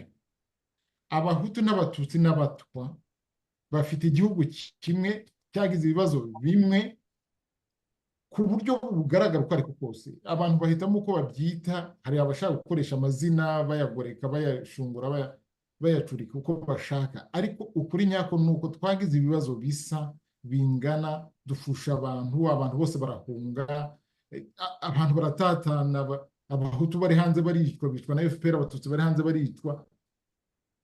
Ibibazo twagize birasa. Hari ushobora kuvuga ngo niciwe n'ubutegetsi bwabanjije bwa FPR, undi nawe akaza ati niciwe n'ubwa FPR. Muri rusange iyo bishyize hamwe dufite imaje imwe y'ubutegetsi bwagiye bwica abaturage. Umuntu uzaza akatubwira rero ko igisubizo agifite mu mufuka wenyine kubera ko we ari intwari, wenda yakomeye gutya cyangwa aziranye n'abantu runaka, azaba atubeshya. Niyo mpamvu muri rusange njyewe ndasaba ko abanyarwanda batangira kumenya ko ntabwo buriya butegetsi buzahinduka ku buryo bworoshye, nubwo bigaragara ko bufite intege nke muri iki gihe, ariko ntabwo buzahinduka ku buryo bworoshye kandi ntabwo buzihindura. Abanyarwanda nimutegereza ko ubutegetsi bwihindura, kuko nabwo bushoboka, hari ibyo bita natural changes, ntabwo ushobora kubihagarika. Ariko ikibazo cya natural changes ni uko ntabwo bifite direction y'abantu runaka, bifite direction y'umuntu wabikoze. So niba abanyarwanda bashaka ko ibintu bihinduka kandi bigahinduka mu izina ry'abanyarwanda, bikabera abanyarwanda muri rusange, bisaba ko abanyarwanda babijyamo. abantu bareke gutunga udutoke ngo runaka yakoze nabi cyangwa yakoze neza. Nzi mu bantu 10 nzi b'Abanyarwanda, tuvuge muri famiye y'abantu 10 b'Abanyarwanda umuntu abazi, haba harimo nibura muri izo famiye haba harimo nibura famiye 8 zifitemo abantu barangije kaminuza. Now, iyo ufite sosiyete, ubwo ndavuga abo hanze kubera ko nibonzi, iyo ufite sosiyete irimo abantu bangana gutya, ni ukuvuga ngo leadership ishobora kuza ku buryo ubwo aribwo bwose bushoboka. Ntabwo utegereza runaka kubera ko izina rye rizwi ngo na Ambasaderi Ndagijimana ngo utegereze ngo niwe ugomba kuba umuyobozi wa necessairement. Ikibazo cy'igihugu kireba buri wese ujijutse ushobora kucyumva. So abantu birinde gutunga udutoki, ahubwo bamenye ko hari igihugu kiri hariya, bagomba kwemera ko tugomba gufatanya kugira ngo tubone igisubizo. Ikintu cyo gufatanya kigomba kubaho uko byagenda kose, uko twabishaka kose, kandi ntabwo hagomba kubaho umuntu uzanga tubwire ngo hari abo tugomba gukorana nabo n'abo tutagomba gukorana nabo, ngo hari abantu ngo bari mu mashyamba ya Kongo ngo bashize ngo bakoze jenoside ngo ntituzavugana nabo. Ejo waza kumva Kagame wari gukorana nabo, wowe wavuze ngo ntabwo ndakorana nabo, ari na mwene wanyu cyangwa muvukana cyangwa mugira aho muhuriye, ngo nturakorana nawe, Kagame akaza agakorana nawe. Ikintu cyo kugira politiki isa nkaho idafite direction, fuka abantu bicara bakagishakira solution. Ubwo rero muri make ntatinze, ikintu navuga ku kintu kijyanye no gukorana ni uko Abanyarwanda twese dufite iyo obligation, dufite ni nkaho ni ikintu kituri ku mutwe, tugomba gukorana cyangwa tukazicwa na buriya butegetsi. Muri make urakoze cyane. Murakoze cyane Bwana Faustin Rukundo. Ndashaka kugera kuri Bwana Ambasaderi. Bwana Ambasaderi Faustin Rukundo avuze ibintu byiza cyane mu byerekeranye no gufatanya. Avuga ko ubufatanye ari ngombwa, anavuga ko kuva kuri Ingabire Victoire ni umuntu umeze nkaho yetufa Kagame, ni umuntu aramuzibiranya, amuheza umwuka, ntashaka kumwumva hafi ye kubera impamvu yuko abantu nk'abariya umuntu we uwo ari we wese aba avuga ati uriya muntu ni uwo gushyigikirwa. Kuri icyo ngicyo rero Kagame ntabwo agishaka ko kiramuzibiranya. Hanyuma noneho aravuga ati nkuriya abantu nka Victoire Ingabire ni abantu bo gufashwa, nubwo kubera ko tutaba tuzi neza uburyo biriwe n'uburyo baramutse aho bari, bigoranye cyane kugira ngo dupangire hamwe ukuntu ko kubafasha. Ariko nanone akagira ati gufatanya ni ngombwa, akanavuga ati icyo umuntu yakwita resources humaines, twifitemo ingufu, aho yavuze ati mu miryango 10 usangamo imiryango 8 ifite abantu barangije kaminuza, ni ukuvuga abafite ubumenyi. Bwana Ambasaderi, mumbabarire simvuze nka wundi wavuze ngo yari ingoma nyinshi ngo izindi ngo ni rucagu, ibyo yavuze simbyibuka, ariko mwabonye, mufite experience, mwabonye ingoma nyinshi kuva no kuza cyami. Aka kantu ko kugira ngo Abanyarwanda bazafatanye, aka kantu ko kubona ahantu imbaraga ziherereye akaba ariho batsindagira barundanyiriza izindi, nagira ngo mugatsindagire nk'umuntu mukuru wabonye byinshi haba mu Rwanda haba mu mahanga. Na cyane Ambasaderi ni umuntu umaze imyaka ye yose muri diplomasi. Ijambo rijyanyu Bwana Ambasaderi. Urakoze cyane Muvandimwe Kayitare. Ibyo Frank Ntwari na Faustin Rukundo bavuze nanjye nibyo ntekereza. Gufatanya ni ngombwa cyane, tubishaka tutabishaka tugomba gufatanya. Ibyo tutumvikanaho turabizi, ariko ibyo twumvikanaho ni nabyo byinshi. Ibyo byinshi ukuntu twabikora rero nta kundi, ni ukugenda buhoro buhoro, abantu bishyira hamwe, bamenyana, bahana ibitekerezo bishya, bareba uko byashyirwa mu bikorwa. Nanone ariko nkeka ko gufatanya ni ugufatanya duhereye ku ngingo zose zishoboka, abato n'abakuru. Abato ntibakomeze kujya bavuga ngo biriya bisaza ngo nibive mu nzira. Nta nzira bavuyemo, abasaza bafite ibitekerezo, bafite n'ubwenge wenda abato badafite. Ariko abakuru nabo bagomba kumenya ko hari ibyo badashobora gukora kubera ko birenze intege, birenze ingufu zabo.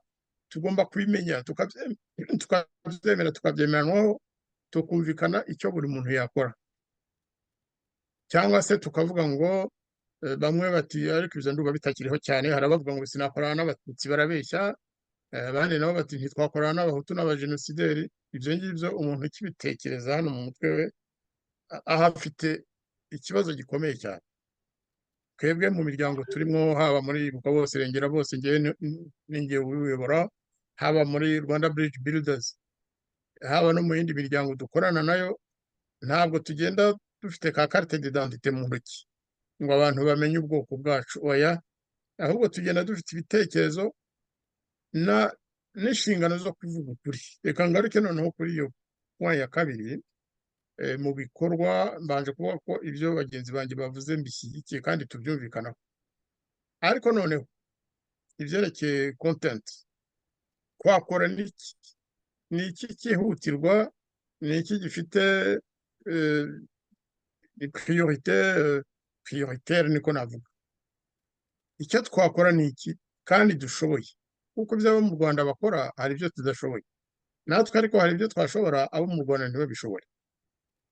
Njye rero ndabanza nkareba Perezida Kagame kuko niwe uhagarariye iriya sisiteme, nkareba ukuntu yifata, nkareba ubwo bafite, nkareba ibinyoma avuga kugira ngo babibye amarari. Ibintu byose muri iki gihe agenda avuga burya ntimukibeshye, aba ari ni ibinyoma byeruye. Hari utuntu twinshi ntawe tugarukaho muri iki kiganiro, ariko nk'iyo avuze ngo itariki ya 6 y'ukwa 4 1994 yari hamwe na Cyomoro, abari bahari bavuga ko atari byo, ko yabeshyaga. Ahubwo noneho tukibaza tuti kuki ashaka kubeshya, kugira ngo abeshyere n'umwana yabyaye? Kuki atuka Victoire Ingabire? Kuki yica abantu bamwe na bamwe mu gihugu ndetse agashaka no kubicira hanze akanabivuga? Kuki avuga mu ruhame ngo ese ngo bazankuraho, ngo bazakoresha demokarasi se, intambara se? Ibyo byose yibaza ni uko nyine ikibazo cye, preoccupation za Kagame ni ukuvuga ati none bankuraho. Twebwe rero hari abafite igisirikare, hari abadafite igisirikare, ariko bafite intwaro ikomeye cyane yitwa ukuri. Tuvuge ko ukuri ni intwaro wenda irusha n'amasasu gutera ubwoba Kagame Paul. Muri iki gihe byaragaragaye, iyo hasohotse raporo mu mahanga ata umutwe, agatukana, akabeshyera abayikoze, ndetse rimwe na rimwe akababwira ko ashobora kuzabica. Ejo muri byageze kuri iriya raporo ya Rwanda Classified, mwabonye reaction za Kagame kugeza aho igihe yavugaga Victoire Ingabire ngo ni akagore, yageze aho aravuga ngo buriya kandi wenda ngo bazandega ko navuze Victoire, ngo kuko ngo Victoire nawe ni classified, ngo ni Rwanda Classified. Iriya raporo ntihakagire ubabeshya, Kagame yamutesheje umutwe, kandi byanditswe n'abanyamahanga, uretse ko harimo n'abanyarwanda wenda bake batagaragaye cyangwa undi umwe wagaragaye, ariko Rwanda Classified yatesheje Kagame umutwe, nk'uko n'izindi raporo zagiye zihita zagize akamaro cyane mu guhungabanya ingoma ya Paul Kagame. Ikibura ni twebwe, nk'uko Frank Ntwari yabivuze, ntabwo dukora bihagije. Icya mbere, hari abanyarwanda benshi baba bari mu Rwanda, bo mu Rwanda wenda ndabumva, ariko hari n'abo mu mahanga benshi batinya kuvuga ukuri, bagahera mu byo batubwiye muri 1994 ko abanyarwanda bishwe. Nibyo koko kandi bikwiye kugawa, ariko ntibatubwire ibyo FPR yakoze. Icyo kintu ni ikintu kizatwunga, kuko abari hanze akenshi ni abantu batotejwe na FPR, n'abantu bashobora kwicwa cyangwa bagerageje kwicwa na FPR. Twese tukaba dufite abavandimwe bishwe na FPR. Si ukugira ngo ni uguhora cyangwa umuntu ukorora inzigo, ariko rero kutavuga ukuri, ubwicanyi nka buriya, ahubwo ni ukorora inzigo, ni ugutuma abanyarwanda bakomeza kugira mu mutwe bavuga bati bariya bo baraberwa, bariya bararengana, twebwe twararenganye, twebwe twaraciwe, ndetse badusaba no gusaba imbabazi kandi natwe twariciwe. Icyo kintu tugomba kugihoza mu mutwe.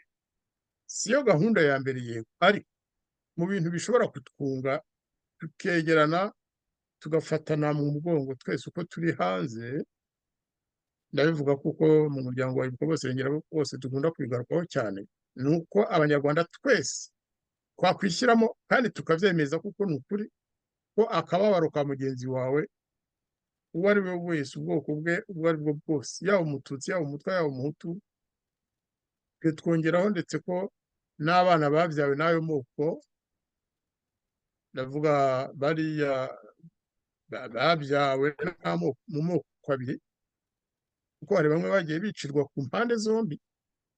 Ibyo bintu tugomba kumenya tukavuga tuti kugira ngo duce inzigo ubwicanyi bwose bwabaye mu gihugu, kuko niho ikibazo kiri, ntitukabeshyane.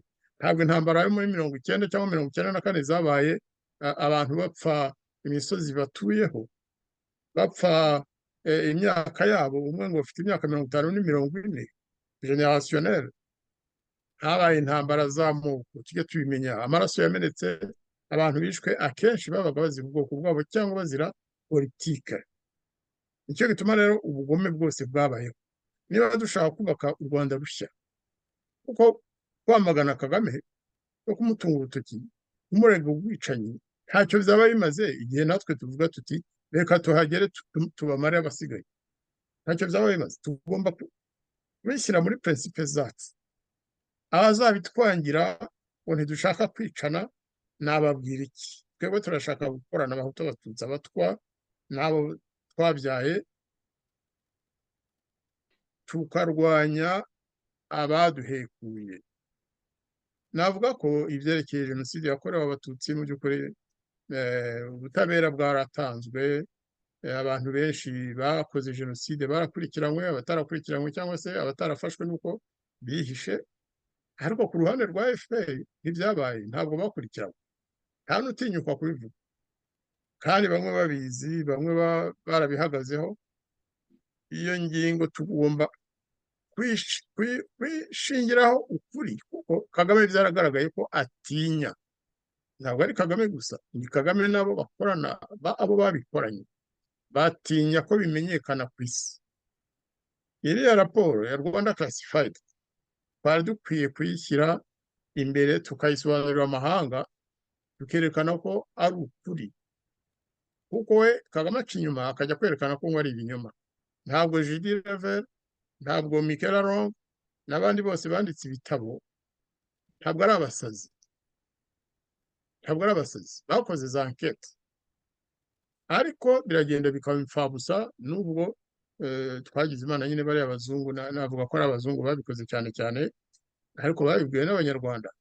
Umunyarwanda akaba yajya gutanga ubuhamya, ariko wamubaza ku giti cye akavuga ati reka da, biriya ntabyo nzi. Tugomba kwiyemeza kuvuga ukuri. Intwaro y'ukuri ikarishye kurusha amabombe dushobora gutera kuri Kagame. Byombi bifite akamaro, ariko ntabwo dushaka gutera amabombe ku banyarwanda. Ariko abafite ubushobozi bwo kuvanaho ingoma ya FPR inkotanyi bakoresheje ya ntambara se, ntabwo twabuza. Niba bashobora kubikora bakatubwira bati ntabwo twica abanyarwanda, ariko iriya ngoma turayivanaho, intwaro yacu ikaba ukuri muri demokarasi, tukegerana tukiga ukuntu byakorwa rwose, raporo tukazikora, FPR tukayishyira aho ikwiye kujya, tukerekana ubwicanyi yakoze.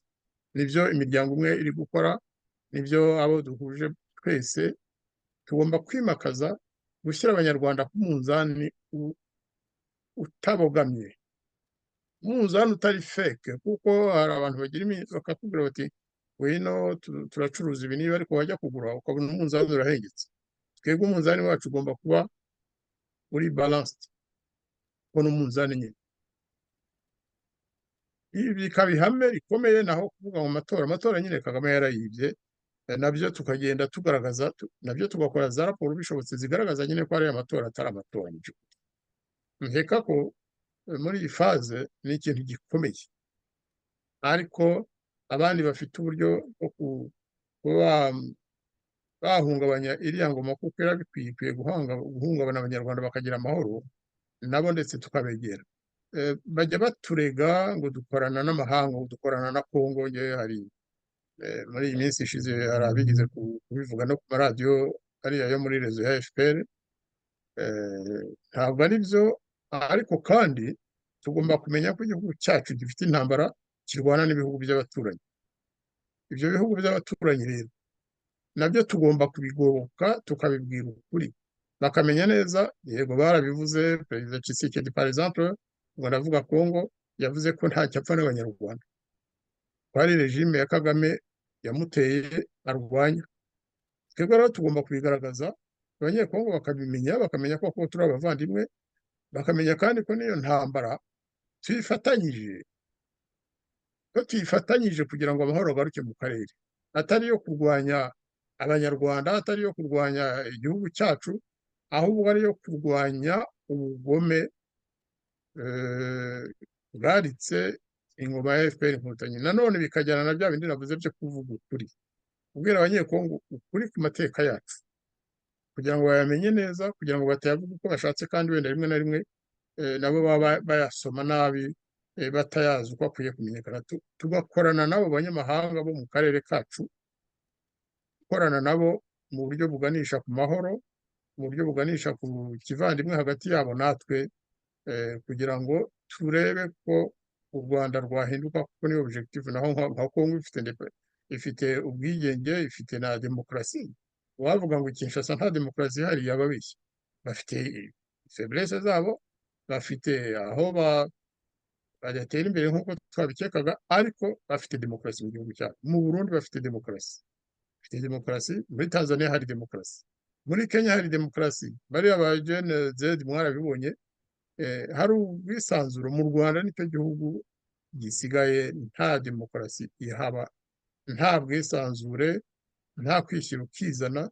Tugomba rero twebwe gufata ikaramu, tugafata amakaramu yacu, tugafata za computer, tugafata za smartphone, tugategura za raporo, kandi twemye tukazirahirira tuvuga tuti dore ibimenyetso ni ibi, turi abanyarwanda.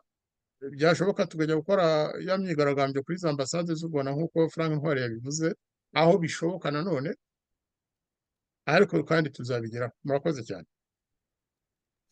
Murakoze cyane bwana ambasaderi. Ati ibyo gukora birahari, kwihuza, kwishyira hamwe, abari ahangaha. Icyo nkundira rero kuganira n'abantu bafite ubuhirimbanyi muri bo, kuko iyo wicaye ugategura ibintu, wenda nkatwe tuba dutekereza ko tuyobora ibiganiro, ugategura ibiganiro, impirimbanyi zikwereka inzira yo kunyuramo, kandi inzira mu by'ukuri akazi kanyu ni ukubona ahantu hari vide, ahantu hari hakenewe kuzuzwa.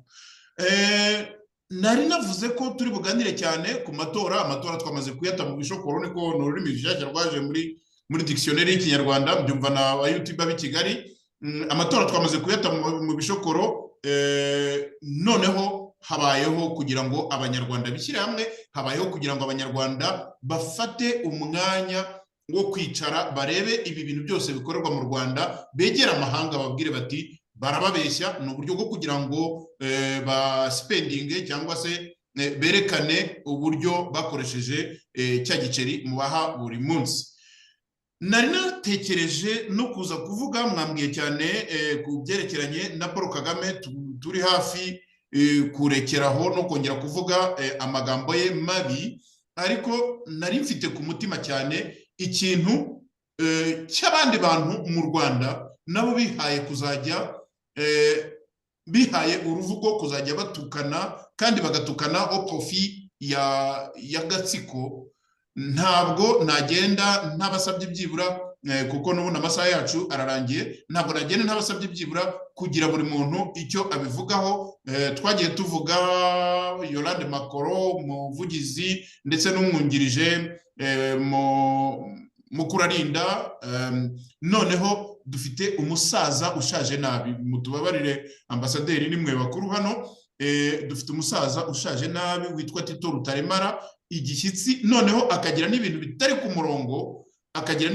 murongo. Abakurikiye iki kiganiro babyumve, kujya kuri Twitter cyangwa se kuri X nk'uko basigaye babyita ubu ngubu, ukandika page ukayuzuza ukayirangiza, ugatangira iyindi ukayuzuza ukayirangiza, uvuga ibitakaragasi, utuka abantu, kandi unatukana mu buryo abantu batekerezaga ko ari we ngira ngo nta wundi munyarwanda ufite imvi nyinshi nka Tito Rutaremara n'ambasaderi ndazibona murazifite ariko ntabwo mufite nk'izuriya musaza. Nagira ngo mufate byibura umunota umwe buri muntu, duhere kuri Frank Ntwari, hanyuma umunota umwe buri muntu tuvuge rwose ku bantu nk'aba ngaba badukoze isoni, hanyuma dusezerera abanyarwanda dutahe, ariko kandi tunahanye gahunda y'uko tuzagaruka tukaganira kuri ubufatanye bwacu. Muramutse munankundiye tukajya tubikora inshuro nyinshi zishoboka. Bwana Frank Ntwari, umusaza yamaze abantu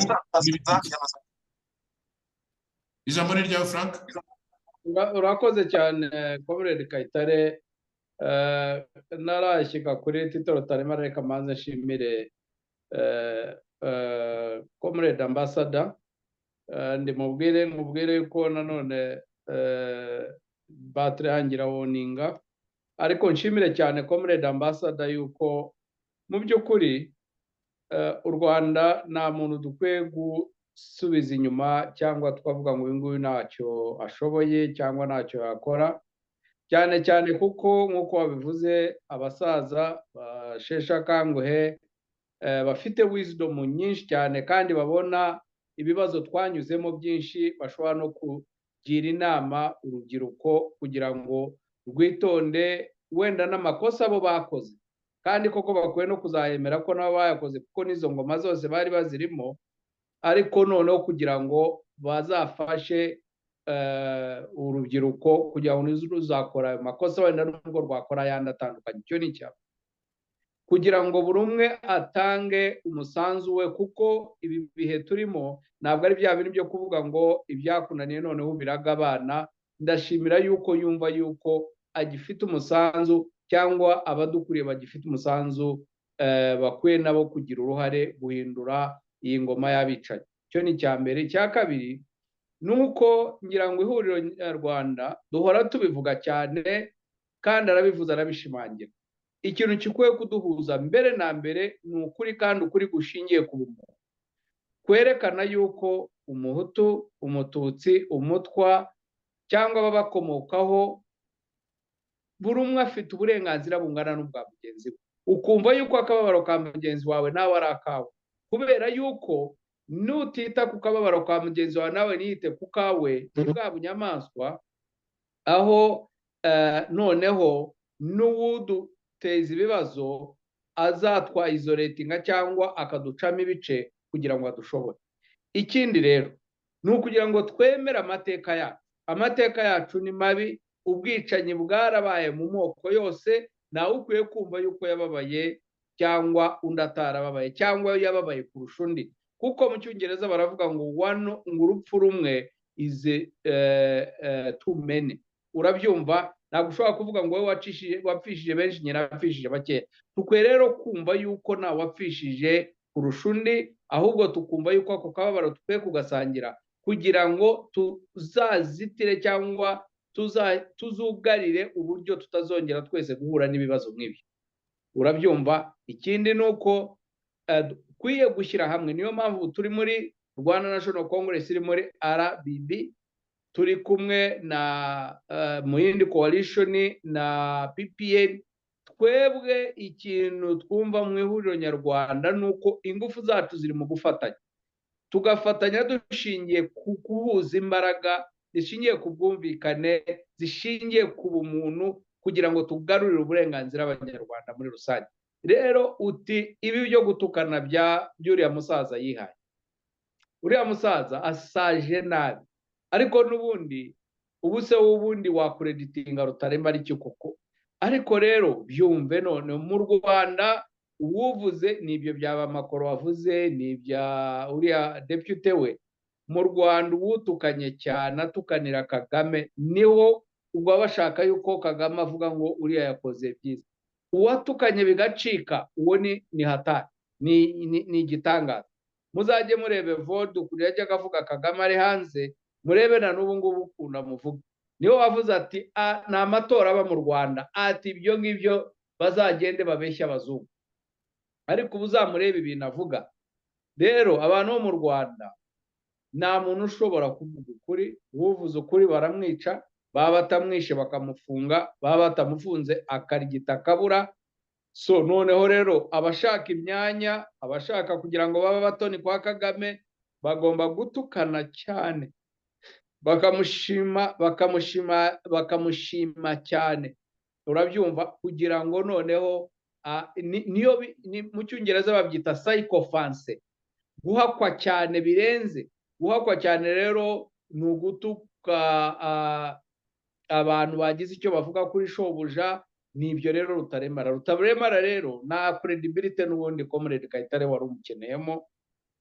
Kayitare ni umwe mu bikingi bya FPR, kugira ngo FPR konko ni ukugomba gutukana. Uwuvuze kuri FPR wese ugomba kumutuka, kuko FPR ni Kagame, urabyumva. So rero reka nsoze mbabwira yuko ngewe nta kintu ahubwo adatukanye kuriya byantangaza, kubera yuko niwo muco batojwe. None se shebuja niba ari byo wabanje kubivuga uti niwe utuka abantu akabatuka ibitutsi by'imyandagazi tudashobora gusubiramo hano, ubwo se urumva Tito Rutaremara byagenda gute?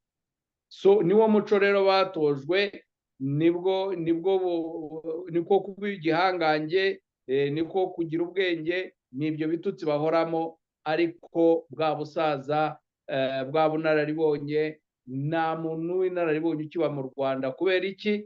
Kagame yabahinduye bose abacakara. Urakoze cyane. Mbere y'uko ijambo Rukundo, nagira ngo nkosore gato, kuko wowe Kayitare wahindutse inkingi ya FPR. Mu by'ukuri Frank yashaka kuvuga Rutaremara.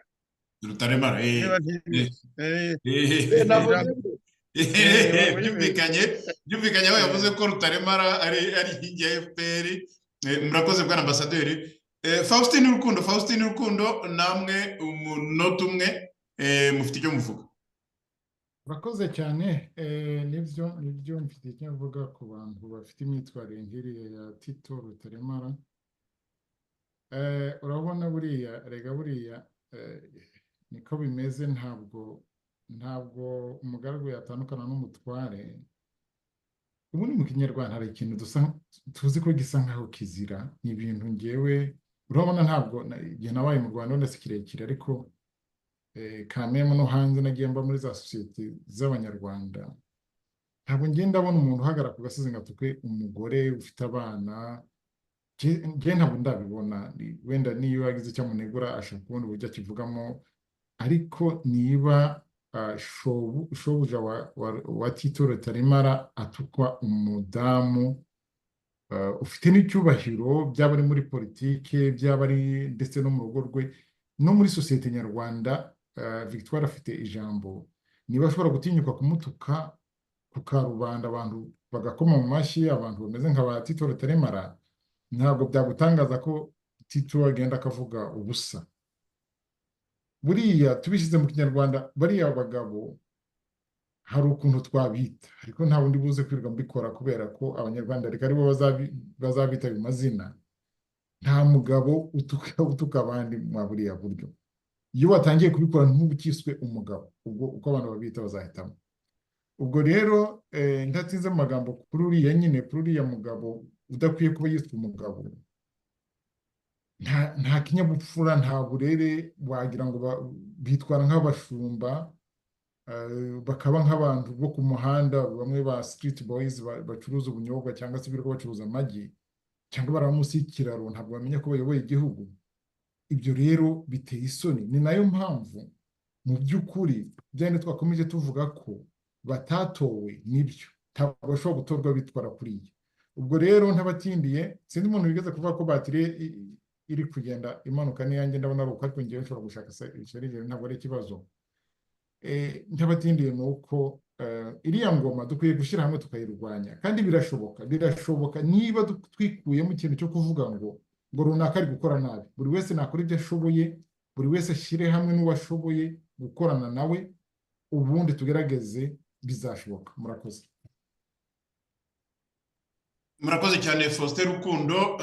Ambasaderi, ijambo rya mukuru mudusezere.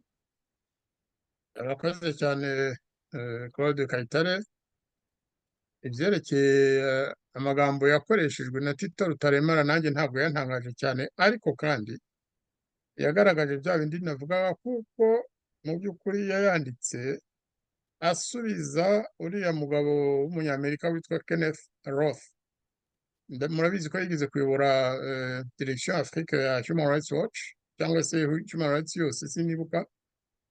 Si ubwa mbere kandi atukwa n'ingoma ya Kagame.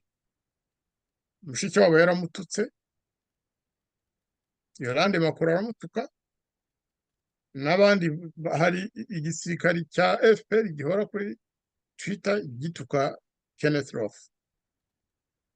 Igituma bamutuka rero nta kindi ni bya bindi twavugaga, nuko yiyemeje kuvuga ukuri, nuko yakomeje mu nzira ya Deforge. Burya Alison Deforge hari abamwibeshyagaho ariko yari umuvuga kuri, haba mbere ya 1994 haba nyuma yaho. Ari mu bantu ba mbere bakoze raporo berekana ubwicanyi bukorwa n'abanyarwanda ku bandi banyarwanda, haba ubwicanyi bwo muri 1994 kwa kane kugera mu kwa karindwi, haba ubwakozwe muri icyo gihe ariko mu mpande FPR yayoboraga, cyangwa ubwakozwe nyuma bwose bukozwe na FPR n'ubundi bwakozwe n'abishe abatutsi muri 1994. Alison Deforge yari umuvuga kuri, ariko noneho buri ruhande rukamwita umugome, rukavuga ruti ubwo atuvuze ubwo avuze ukuri ku bibi twakoze ni umwanzi wacu. Ubona rero umuntu nka Rutaremara avuga ngo kuko Kenneth Roth yari yanditse ngo doesn't Rwanda's Paul Kagame realize that when he wins an election with some 99% of the vote, he mocks the whole process, making everyone realize he wanted a charade, because he wouldn't risk a real election. Avuga ati Kagame biragaragara ko icyatumye yemeza ko yatsinze kuri 99% nuko yaravuga ati ndatowe na benshi bazavuga ko ntatowe. Undi rero aratangira ati stupid arrogance in Western elections. Noneho aratangira aratukana avuga ko ese amagambo Kagame yavuze ko gutorwa na 14% ariko ukaba premier ministre cyangwa ukaba perezida, ariko akoresha ibitutsi pe ku muntu ungana na Tom na Tito Rutaremara. Nari mvuze mugenzi we Tom Ndahiro, ariko cette fois-ci ni Rutaremara umuntu navuga ko ari umwidishi mukuru, niwe mwidishi mukuru. Ntabwo rero byantangaza kubera ko ahubwo biratwereka ko uriya muzungu, uriya munyamerika yakanze ahakandika hababaza. Natwe rero nibyo tugomba gukora, tugomba guhora dukanda ahababaza. Ntabwo tugomba kuvuga ngo ejo twarabivuze ngo uyu munsi ntabwo twongera kubivuga. Oya, buri gihe bakwica umunyarwanda, bazimiza umunyarwanda. Nk'uko murabyibuka igihe bari barashimuse Paul Rusesabagina imyaka 2 n'amezi 7 cyangwa 8, nta munsi ubusa twahoraga tumutabariza, kuko twabaga tuzi ko ari umwe muri twe wavuye mu mahanga bakamushimuta, bakamufata nabi, bakamwica urubozo n'ibindi byose biba. Rero tugomba guhoza, tugafatanya, tukakora ibiganiro. Uzababeshya n'uzavuga ngo ibiganiro kuri YouTube ntacyo bimaze. Oya, batinya YouTube nabi cyane. Niba ntacyo byari bimaze, bariya basore ba Theoneste, ba Cyuma, ba Idamange n'abandi bose bafunganywe ntabwo baba bari muri prison. Igituma bari muri prison, igituma bari mu buroko, nuko bari baramaze kuzobera mu gukoresha YouTube kandi bakavuga ukuri bari mu Rwanda. Natwe rero ntibakatubeshye, nimureke dufate mikoro zacu tuvuge, dufate ikaramu zacu twandike, dufate abafite n'ibindi bikoresho byatuma Kagame ata umutwe babifate. Iyo amaze guta umutwe, ntabwo twifuza ko guta umutwe yakorera abanyarwanda ibintu bibi, ariko rero bishobora no kudufasha ko yageraho abanyarwanda agahenge, abanyarwanda bakagira agahenge, bakabona umwanya n'ubushobozi bwo kuba bamuvanaho nk'uko Gen Z muri Kenya bari bagiye gukuraho uruto, ariko akamenya amayeri yo kugumaho kandi uretse ko n'ubu bitararangira, n'ubu ntibirarangira, ntarabasha gushyiraho guverinoma yose, ndakeka kugeza ejo yari yamaze gushyiraho abaminisitiri bamwe na bamwe, ariko ntarabasha gushyiraho guverinoma nshya. Abari bamufitiye akamaro bamukoreraga byose abenshi bavuyeho.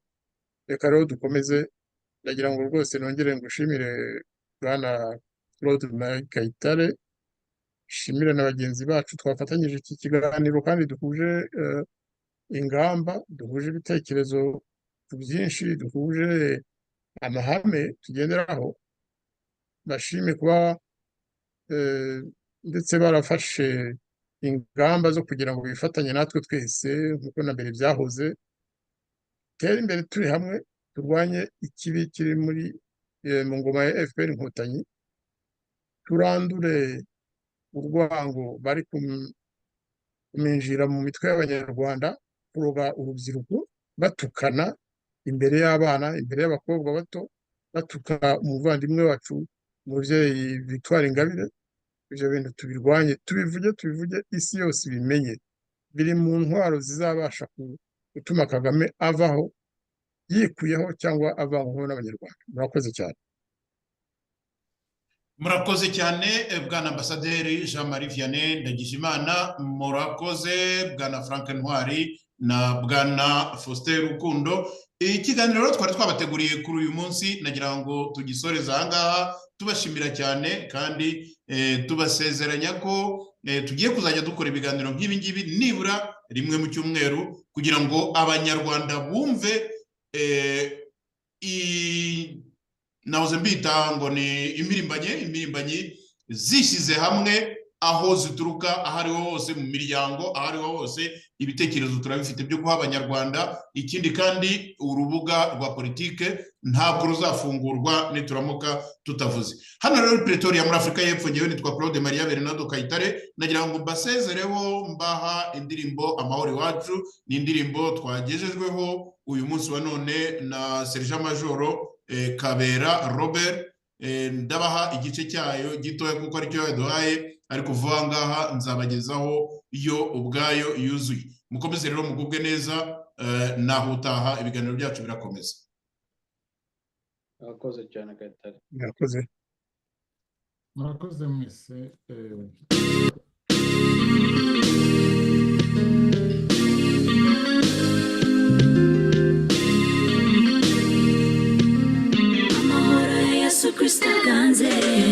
Zengurutse isi yose nsanga nayo, ngeze mu bakomeye nayo, ngeze mu boroheje bararira, ntambara zo rudaca muri Afurika, siho busa no kuri iyi si yose, abantu bose bararira, babuze inzira basohora mu bibazo, maze bose baratakamba, ngiye kumva numva ijwi rituje rimamagara riti mwana ngwino, ngezeyo numva ndasogongeye, ijwi ryiwe rya mbere yagakiza. Amahoro, amahoro kusi yose naganze, amahoro, amahoro ya Yesu kwisi aganze. Nyifurije umugabane Afurika, nyifurije abari muri Asia, nyifurije abari muri Amerika, amahoro ya Yesu kwisi aganze. Wowe wabaswe n'urukundo rw'isi, uwakunze maze akakudisappointinga, ukicwa na deception maze ukiheba, ukabura epfo na ruguru ukitotoma. Nyamara Yesu wacu si uko ateye, yagukunze aragufata akakugundira, ukibera mu munyenga w'urukundo rwe, ukaba n'ubuziraherezo. Abagutega iminsi bose ubihorere, abakugenzura ngo uzagwa ryari ubanywa amatwi, abakuvuga bagusebya nabo ntubarebe, maze wihangira amaso mu cyisa Yesu. Amahoro, amahoro kusi yose naganze, amahoro, amahoro ya Yesu kwisi aganze. nyifurije umugabane Afurika, nyifurije abari muri Asia, nyifurije abari muri Amerika, amahoro ya Yesu Kristo aganze.